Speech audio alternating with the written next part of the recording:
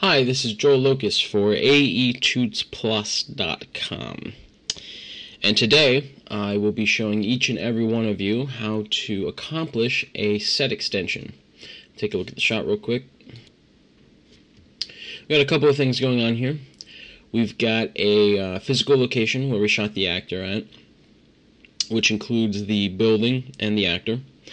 We've got a 3D building over here, and a little 3D fence, some lights, and some additional photographic elements. Now, the way that you would achieve this normally would be to build a giant cyclorama stage, a green screen, around the building.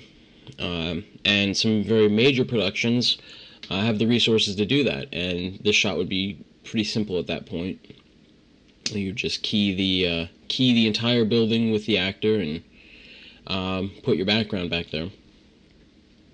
But since we're not all accustomed to having expansive budgets, we'll be looking at a way to do this on shoestring. So let's get started. Okay, so we got a new project. We're going to double click in the project window to open up our import file dialog, and we're going to go to the folder where I've got the assets, set extension.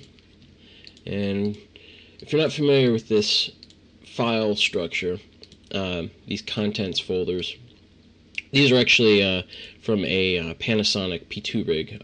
The footage was shot with a HVX 200, and this is kind of how they store their data on their little removable cards. So After Effects and Premiere support working natively with these files, which is how I like to do it. So we'll import some of our video files here. We'll just open them up, and you see it opens up just like a QuickTime. And we're just going to drag it down onto the composition box here, and that'll create a new composition with all the same settings as the source footage. So here's where we're going to start. We've got a shot of our actor at our location with a green screen setup. Now, when you're doing this shot on your own, you don't have to use this size green screen. You could use a smaller one, but the smaller the screen that you have, the more limited you're going to be in what your actor can actually do.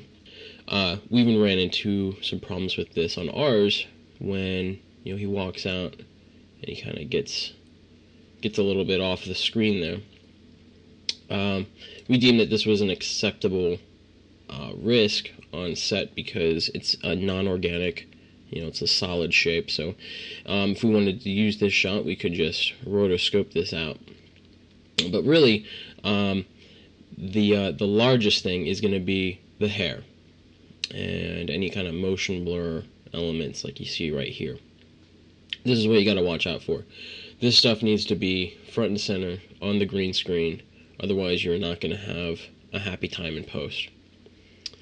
So this is one plate, and we're going to start first by bringing in our second plate. We're going to navigate back to our contents, and we'll import our clean plate. You can see after we shot the take, we locked the camera down, and then we just moved the green screen and got everybody out of the shot and took a clean plate of the location that we were at. And this is not such a bad background, but it really doesn't suit the fantasy project that we were working on. So what we're going to do is make a cleaner plate of the roof without all of the junk from Baltimore in the back. So to do that, we're going to zoom in and hit G for the pen tool. And you start drawing around the rooftop.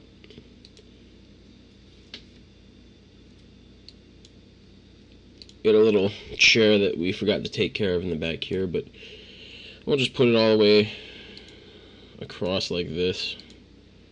If anybody asks, they're sticks sticking up out. And we'll do the same for here because we we want a flat rooftop just for the sake of our environment, our CG environment that was modeled to be very similar to this. So now we've got a clean plate of the background that we want to keep. It's too short, so what we're going to do is right click on it and go to time, freeze frame, and we can just extend it out to the full shot. And this is actually a long take. You can see there's a lot of stuff going on here. So we're going to isolate the area that we want to work with, which is going to be when he's walking up.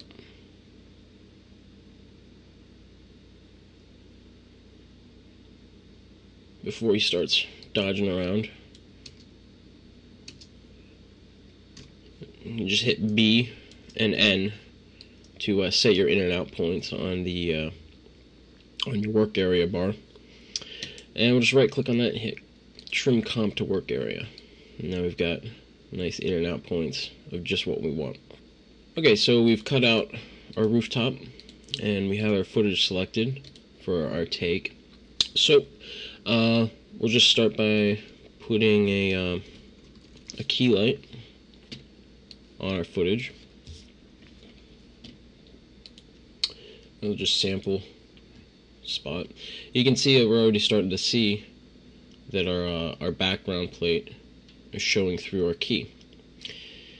And this is essentially the core of the technique. You can apply this concept in a variety of locations in the exact same manner, as long as your action is limited to the scope of your green screen. So we'll just tighten up the key here. Set it to hard color. Soft color always looks terrible. You always want to set that to hard color, except in very specific situations. You can see we're also running into some shadows here. If you're using a green screen that's soft like this and it's windy, and you gotta watch out for this. On this particular shot, we were shooting day for night, so we're planning on putting a pretty thick black vignette around the edges, so this is also deemed an acceptable risk for the shot. But if you're trying to pull off the shot as a perfect shot, during the daytime when all this stuff would be very clearly visible, you need to watch out for that. And you can also get green screens that like prop up, that have a frame, and just like put like green tape along the edges so that you don't have that black frame, because you wouldn't be able to get rid of that. And those are not going to wrinkle as bad. They're not going to blow around in the wind. They're also smaller, so you have to look at your location and figure out what exactly you need to accomplish the shot that you're trying to achieve. So we'll continue with our key. What we need to do is we need to mask out our production assistants here on the sides. And we'll do that by just getting our rectangle tool and make sure that you have the layer selected. And we're just going to draw a rectangle here, rectangular mask. And we're going to set the mask mode here to subtract. Okay, now for the other side, what we're going to do, the plan for this shot is for it to be at a Dutch angle, plus we're going to have that vignetting. So I'm not too concerned about, for this shot, this stuff down here. But we do want to make sure that we mask out above it where it's going to be more visible. So I'm going to find the spot where he's completely over. And this is where I'm going to put my mask. So I've got my pen tool, and that's pretty common. You want to make sure you have your layer highlighted. Anytime you start drawing around with the pen tool and it creates a shape layer, it's because you didn't have your layer selected.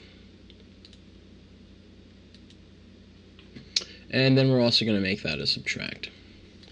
Now we're going to feather these On this one, I just want to feather it on one axis because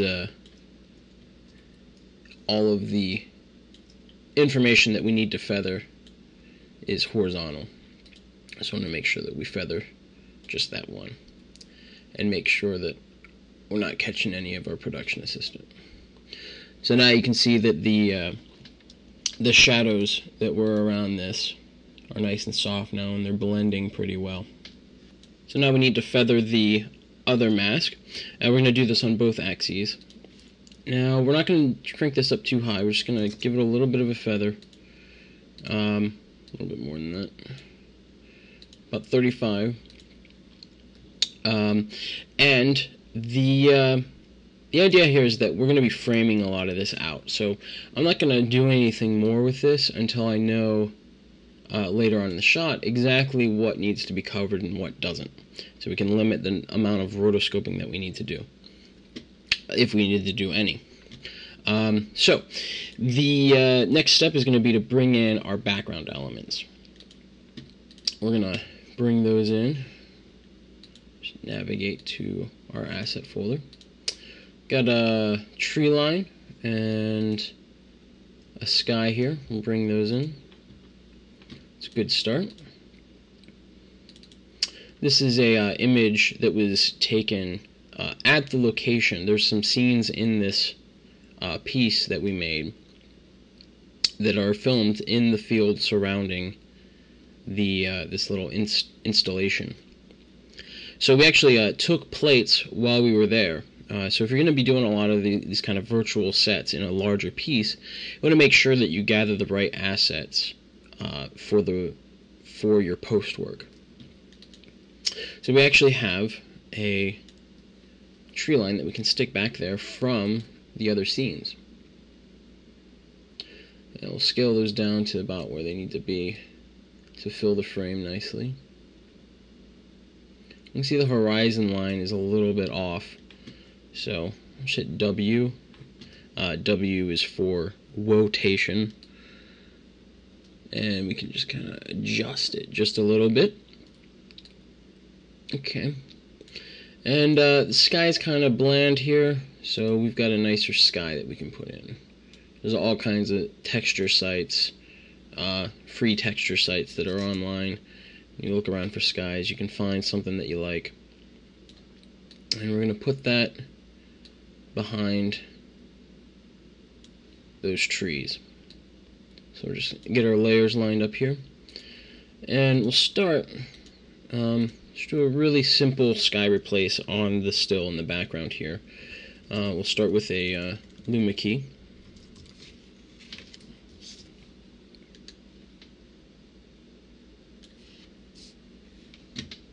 We want to key out the brighter. And we'll just turn our threshold. I'm going to scale this up and just get a little more detail in our clouds back there. Yeah. We've got all these like harsh, jaggedy edges. So I like to blend a second plate without the Luma key so that the edge is going to be cleaner. Just put the mask on there. If we hit F, it'll bring up the mask feathering. And we'll just feather that out and invert it so that the edge of our tree plate kind of blending with the real sky into the replaced sky. And it kind of has this nice gradient that you see in real skies anyhow. So that is looking pretty good. The last element that we're going to be putting in to the background environment is going to be the building and the fence. Now I've got a render here, a little RPF I can bring in, and you can see this is just a little 3D model. We've got this curved fence, and we've got a corridor here, and some really basic textures. Really, this is nothing complicated. There are a million free textures that you can find out for like stone patterns like this, or for tiles. They're all over the place. So I don't really want to give you a modeling tutorial because this is highly contextual. It's unlikely that whatever films you're creating are gonna require a structure that looks like this. But let me just show you kind of how this was made, the principles involved in the modeling. I can't say, I mean, like a lot of After Effects people, I don't really care for modeling too much. But, you got your ground plane, and making really simple buildings like this it's a piece of cake, really. You just kind of scale it to how we want it. This is kind of how we made that corridor, and we can duplicate this cube. Just Control C, Control V to paste a copy of it, and we'll make this one shorter like this. We'll push it down. Basically, everything in this model was created using the Boolean subtraction in Cinema 4D. As you can see, we just plop those right in there, and the order that you have these in makes a lot of difference. So you gotta make sure that you have it right. Otherwise, the model is totally different. Once you have that in there, like a really important thing is to have soft shadows. So when you are adding a light, you want to make sure that you turn on soft shadows. I can just render the scene here real quick. You can see you kind of get a little bit separated from our ground plane there. Make sure you have the bool selected when you're moving that stuff. But really, like, having these soft shadow maps, and there's some tools out there that you can get that make it easier for you to do that. That's really how you're going to make it look realistic and not like a CG model. You get your texture on there, and then you're going to add, your soft shadows.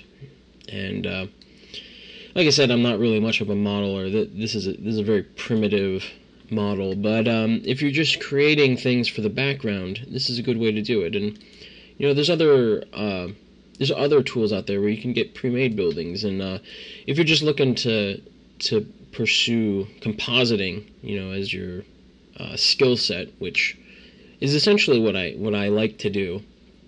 I like to not get bogged down in how to handle this, and I think this is a good way to kind of expand your team. When you get people that you're working with, what you individually study.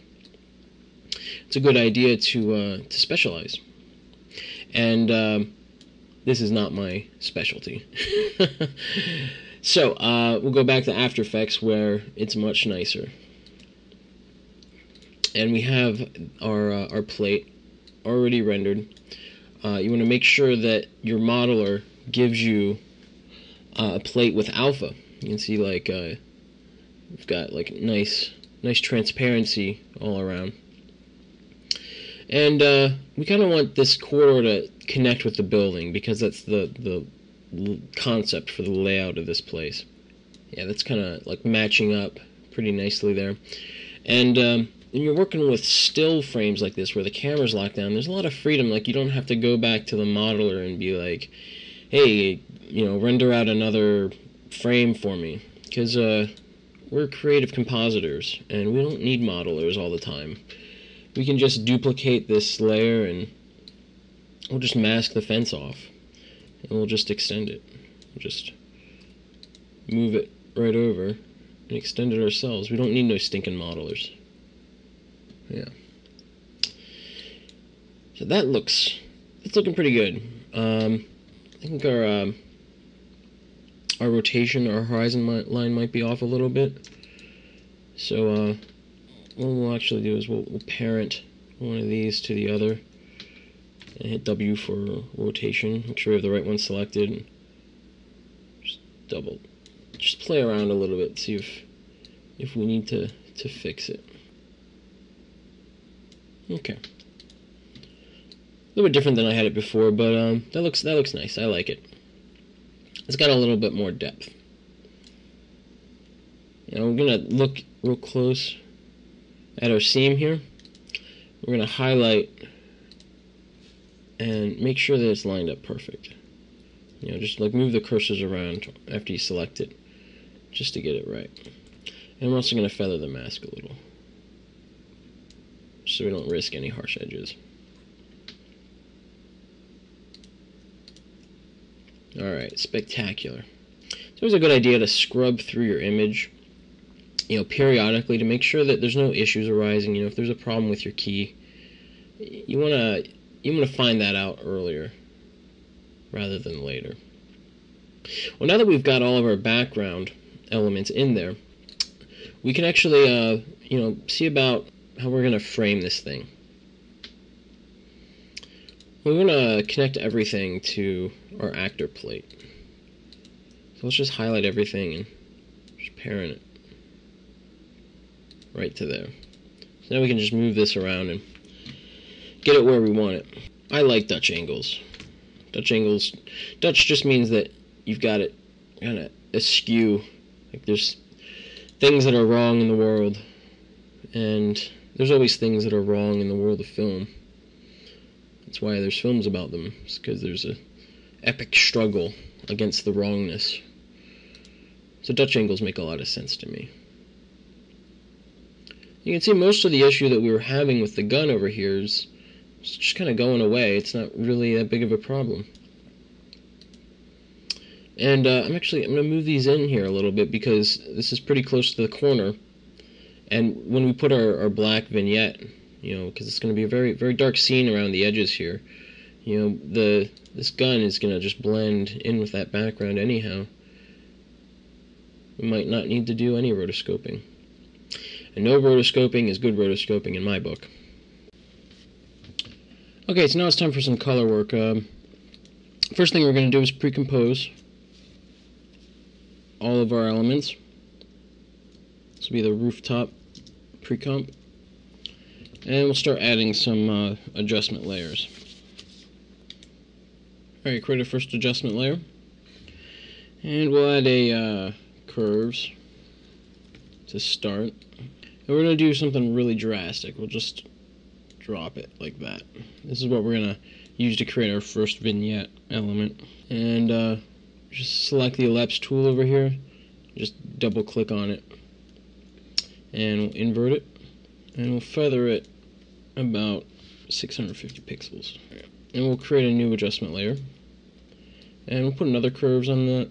And that's just going to be our S curve, just to add a little contrast to our shot. I just want to do that in general.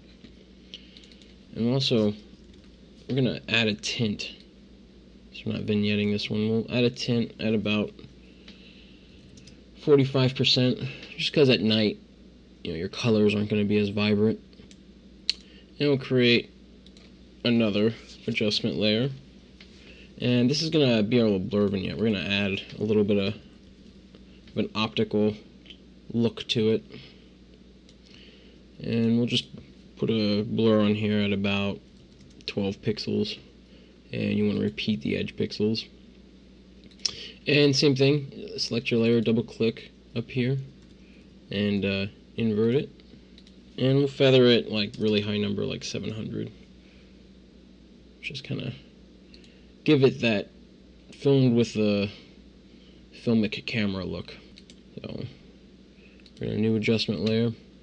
Now this one we're going to like kind of center our vignette around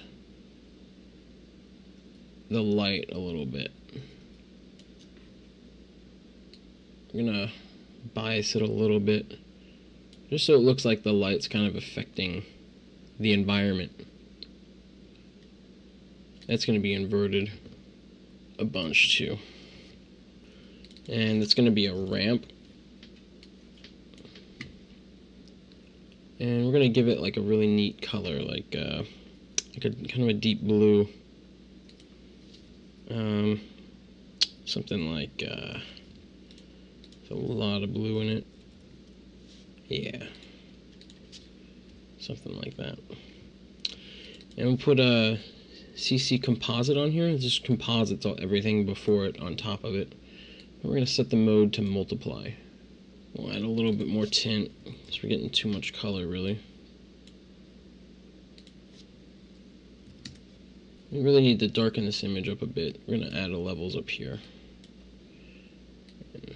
Kind of push our midtones down. And I can get rid of some of our highlights. I'm really not seeing enough of this, so I'm going to start pulling the mask in. Just so that this stuff's going to be more visible. I kind of like having these like unusual shaped adjustment layers like this, because it makes it seem a little less computerized. You know, if you don't always have perfect circles creating your vignettes, sometimes if you have these odd shapes, it creates a nice look. We definitely want to keep a certain level of brightness on the subject's face.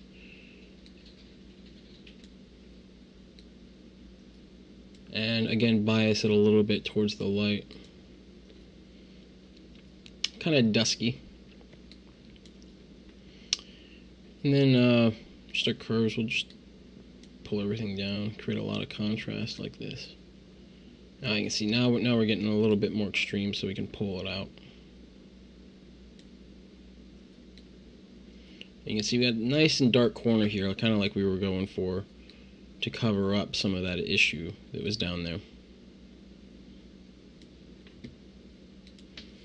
It's a little extreme. We'll pull down the opacity a bit.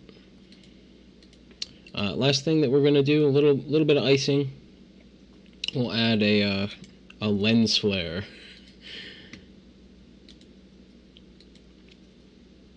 You want to actually make sure that you've got a black.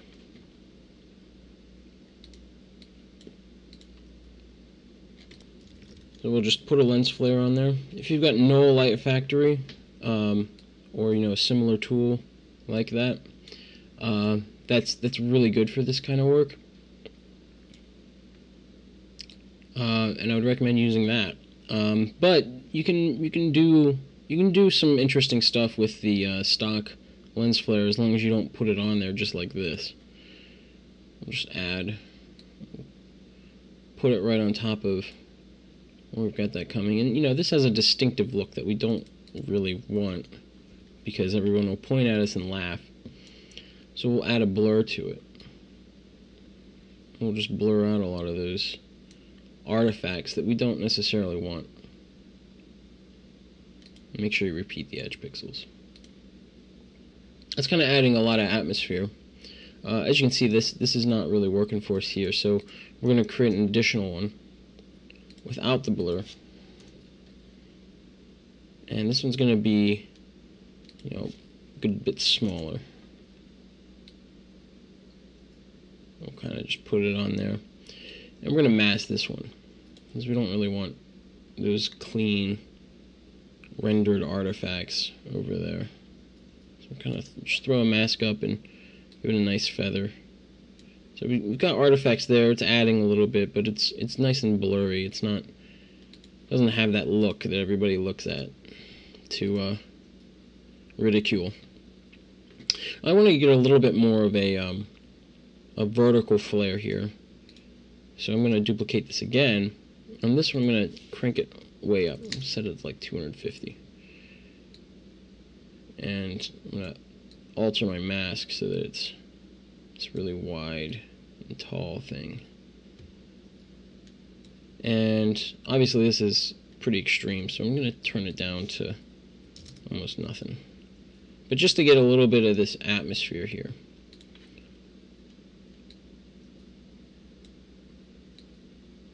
There's this bright light back there, and it's doing all kinds of stuff to our lens. I'm going to feather a little bit more than that.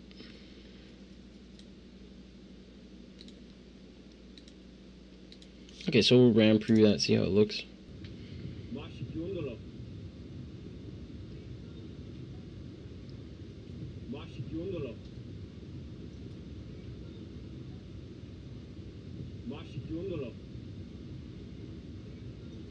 Okay, so that's our final shot for now.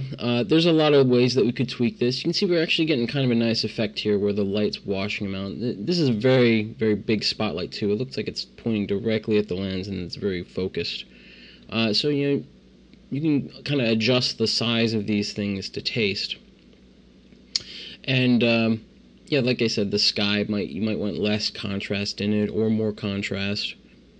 There's a couple additional things that we could do to add more realism. If we're not happy with it, we could add a little expression to the to one of our lens flares. We can add a little wiggle expression, or use the wiggler to add some kind of random flicker to the light, so that it looks like it's busted or just flickering a little, like a real lamp might if it's a little aged. It's all about the narrative that you're going to tell. Or we could add some film grain to the whole image. If we were looking for a little bit more of a filmic, grainy look, you can just add some noise or grain using the basic tools. Or you could also pre-comp this entire thing and add a camera and just have it wiggle around a little bit. You want to make sure that if you're doing the virtual camera motion, that it's going to happen before these adjustment layers are put on. You're going to want that vignette on after any virtual camera moves. But I'm happy with the shot the way it is. I like the Rembrandt-esque, dark areas contrasted with the bright backgrounds with the gradients. It's kind of a nice, classy feel to it. But you should feel out your shots for what you like, and develop your own style. So this is Joe Locus for aetootsplus.com, and I hope you enjoyed the tutorial.